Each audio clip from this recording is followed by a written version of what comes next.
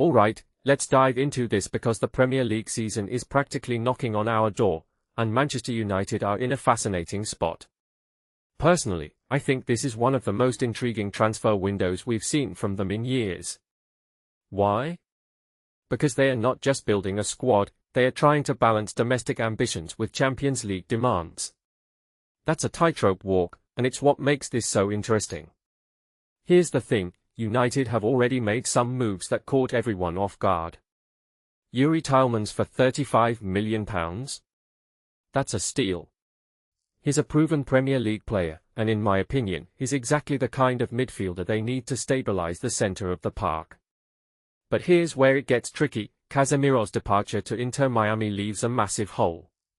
Tielemans is good, but he's not Casemiro. And neither is Andre Santos, who, by the way, is a solid signing but still unproven at this level. What many people don't realise is that United's midfield is now a bit of a question mark. Manuel Ugarte's injury is a bigger blow than most think, not just for the squad but for the club's finances. They were counting on that £25 million sale. Now, they're left scrambling. Mason Mount could slot in deeper, but let's be real, he's injury-prone, and that's a risk they might not want to take. Now, let's talk targets. Carlos Baleba from Brighton?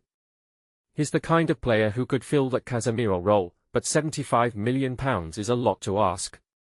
In my opinion, that's a gamble. Tyler Adams is another name, but Bournemouth aren't budging on their price. What this really suggests is that United are desperate for a midfield anchor, and they are willing to pay top dollar.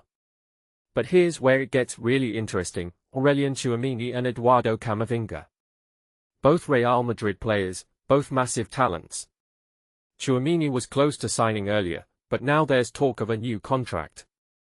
If you take a step back and think about it, this is United's chance to land a world-class midfielder. But is it too late?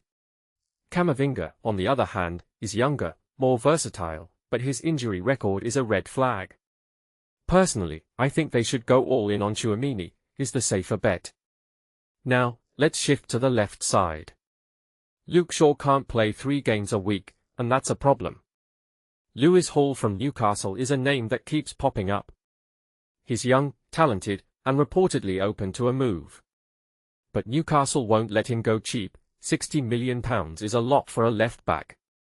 One thing that immediately stands out is that United are prioritising youth and versatility.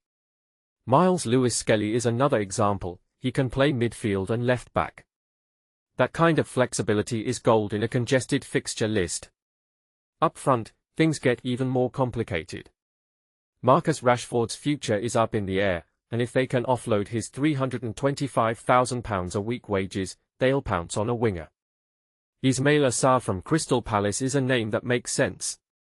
He's proven, he's got goals, and he's exactly the kind of player United need to stretch defences. But Palace won't let him go easily. What this really suggests is that United are trying to rebuild on the fly. They are not just buying players, they are trying to reshape their identity.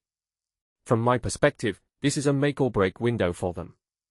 Get it right, and they're top 4 contenders.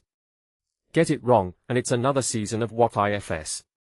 Here's my takeaway, United are ambitious, but they are also taking risks.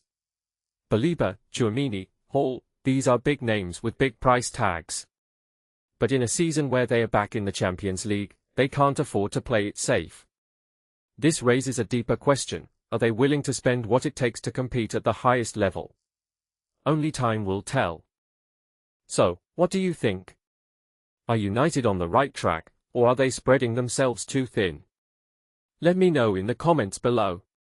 And if you enjoyed this breakdown, don't forget to hit that like button and subscribe for more analysis. Cheers!